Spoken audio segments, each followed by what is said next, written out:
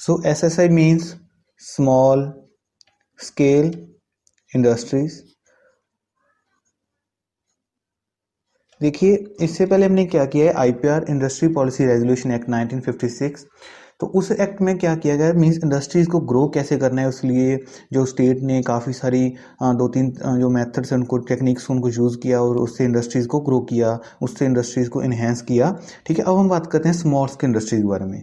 Small scale industries कौन सी industry होती हैं, वो इंडस्ट्रीज जिनमें जो कैपिटल है, जिनमें जो आपका इन्वेस्टमेंट है वो कम होती है as compare to large scale industry. तो फर्स्ट ऑफ ऑल हम देखते हैं जो इंडस्ट्री कितने टाइप्स में डिवाइड की गई हैं, 2 टाइप्स में डिवाइड की गई हैं। फर्स्ट क्या है आपकी large scale industry and second is your small scale industry. So large scale industry is that industry in which capital is in huge amount and small scale means जहाँ पे आपकी इन्वेस्टमेंट स्मॉल स्केल पे है, जो कम investment है as compare to the large industries. So small scale industries में investment होती है आपकी 5 crore and so small scale में आपकी जो इन्वेस्टमेंट है वो कितनी है, 5 करोड़। एंड जो आज का ये डाटा, लेकिन इन द 1951 ये कितनी थी आपकी 5 लाख। मीन्स जिस इंडस्ट्रीज की जो कैपिटल है वो 5 लाख से कम है इन द 1951 में, वो क्या है आपकी स्मॉल स्केल इंडस्ट्री। एंड आज की डेट में जिसकी कैपिटल 5 करोड़ से कम है, ठीक है, वो क्या है आपकी स्मॉल स्केल इंडस्ट्री। पहले आपकी जो 5 लाख से कम थी, जिसकी मीन्स कैपिटल 5 लाख से कम होगी, वो स्मॉल स्केल इंडस्ट्री होगी। लेकिन आज के डाटे के अकॉर्डिंग 5 करोड़ जिसकी कैपिटल 5 करोड़ से कम है, that is your small scale industry. तो अब हम बात करते हैं development of small scale industries. तो स्मॉल स्केल इंडस्ट्री को कैसे डेवलप किया गया। अब देखिए जो लार्ज स्केल इंडस्ट्रीज है, लार्ज स्केल इंडस्ट्रीज का मेन मोटिव क्या होता है, लार्ज स्केल इंडस्ट्रीज मेन उनका मोटिव होता है इंफ्रास्ट्रक्चर डेवलप करना। मीन्स हमारी इकोनॉमी में कितना इंफ्रास्ट्रक्चर है, जैसे हमने इंपॉर्टेंस में पढ़ा है कि इंफ्रास्ट्रक्चर इंडस्ट्रीज डेवलप करती हैं, जैसे बैंकिंग हो गया, कम्युनिकेशन का वगैरह वगैरह।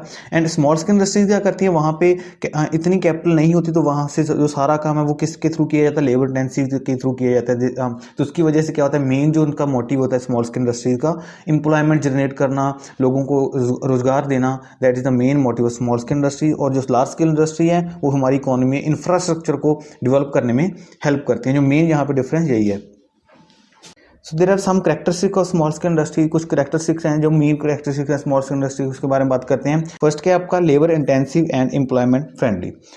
जैसे ऑलरेडी बता चुका हूँ आपको, labour intensive mean small scale industry में जो कैपिटल होती है वो कम होती है, तो उसी की वजह से क्या है आपकी small scale industries are labour intensive. Means वहाँ पे ज़्यादा जो काम है लेबर के थ्रू किया जाता है, जिसके क्या है जो एम्प्लॉयमेंट फ्रेंडली मीन्स वो लोगों को एम्प्लॉयमेंट देती है, रोजगार प्रोवाइड कर रही है।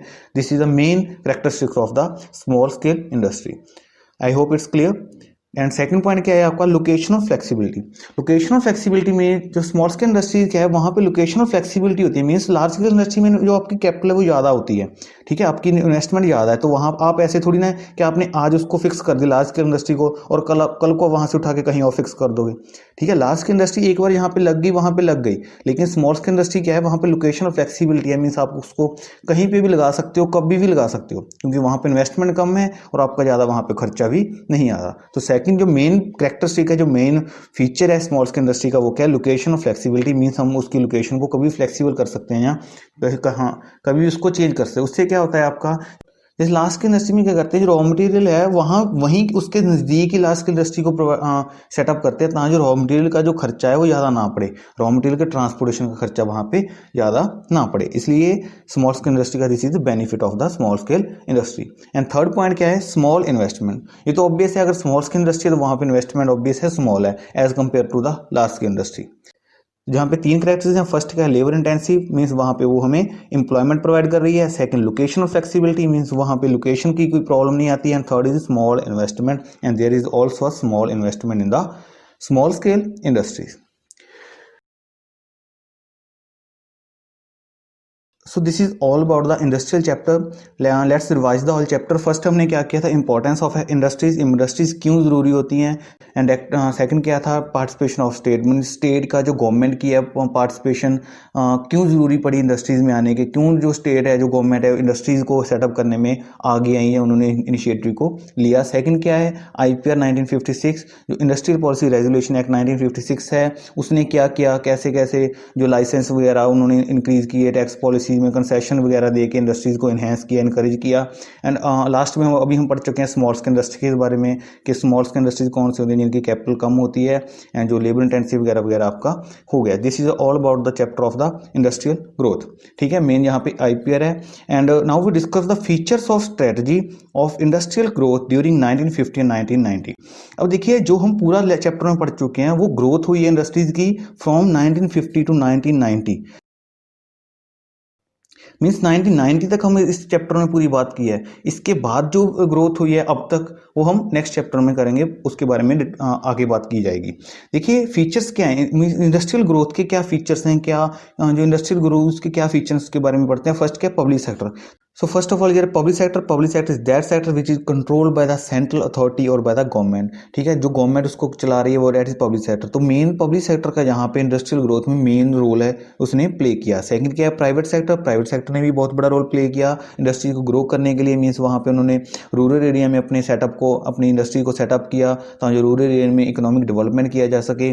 उसके बाद क्या है, third point, import substitution. Import substitution कैसे, जैसे हम लास्ट चैप्टर्स में पढ़ चुके हैं। इंपोर्ट सब्स्टिट्यूशन क्या होता है, मीन्स हमने जो फॉरेन है, जो फॉरेन से हम इंपोर्ट करवा रहे हैं उसको सब्स्टिट्यूट किया by the our industries. Means हमने अपनी इंडस्ट्रीज लगा के इंपोर्ट को बंद किया, जो मीन्स फॉरेन प्रोडक्ट्स को बंद करके अपने जो इंडस्ट्रीज लगा के अपने प्रोडक्ट्स में, अपनी मार्केट में खुद के प्रोडक्ट्स बना के उनको सेल किया ताकि जो हम फॉरेन कंपटीशन को ख़त्म कर सकें या फॉरेन जो इंपोर्ट है उसको ख़त्म किया जा सके। ठीक है, तो इंडस्ट्रीज़ ने इंपोर्ट सब्सिडीज को यहाँ पे ख़त्म किया, जहाँ कैसे रोका। उसके बाद क्या है, फोर्थ क्या है, protect from foreign competition. Foreign competition से कैसे, मीन्स जो बाहर वाला माल है, जो फॉरेन कंपटीशन है उससे प्रोटेक्ट किया गया बाय लेविंग हाई ड्यूटीज़। ज़्यादा ड्यूटीज़, हैवी ड्यूटी वहाँ पे लगा दी। हैवी ड्यूटी मीन्स ज़्यादा टैक्स लगा दिए वहाँ पे, ताकि जो बाहर वाला माल हमारे देश में ना आ सके और हम लोग अपने देश का माल ही बना के अपने देश में ही सेल करें, ताकि जो मीन्स फॉरेन की वहाँ कंपटीशन वहाँ पे ना हो सके।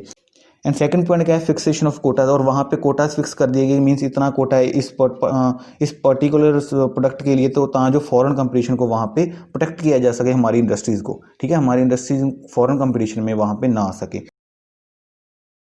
तो फिफ्थ पॉइंट क्या है, इंफ्रास्ट्रक्चर। मीन्स हमारी लार्ज स्केल इंडस्ट्रीज ने क्या किया, इंफ्रास्ट्रक्चर डेवलप किया। जैसे ऑलरेडी आपको बता चुका हूँ, स्मॉल स्केल इंडस्ट्री ने क्या किया, हमारी एम्प्लॉयमेंट को इंक्रीज किया by the small scale industries. This is all about the features of strategic industrial growth. Mean जो हमारी ग्रोथ है वो कैसे हुई, पब्लिक सेक्टर ने रोल प्ले किया, प्राइवेट सेक्टर ने बहुत बड़ा रोल प्ले किया गया, इंपोर्ट सब्सिट्यूट किया गया। मीन्स हमारी इंडस्ट्रीज खुद, हमारी जो इकॉनमी है वो खुद अपनी प्रोडक्ट्स को बना के अपनी इकॉनमी बेच रही है। फॉरेन कंपटीशन को प्रोटेक्ट किया गया, हमारी इंडस्ट्रीज को फॉरेन कंपटीशन से वहाँ पे प्रोटेक्ट किया गया। इंफ्रास्ट्रक्चर को लार्ज स्केल इंडस्ट्री ने प्रोवाइड किया, तो स्मॉल स्केल इंडस्ट्री ने हमारी इकॉनमी को एम्प्लॉयमेंट प्रोवाइड की। This is all about the features of industrial growth. जो हमारी इंडस्ट्रियल ग्रोथ है वो इसके क्या फीचर्स हैं।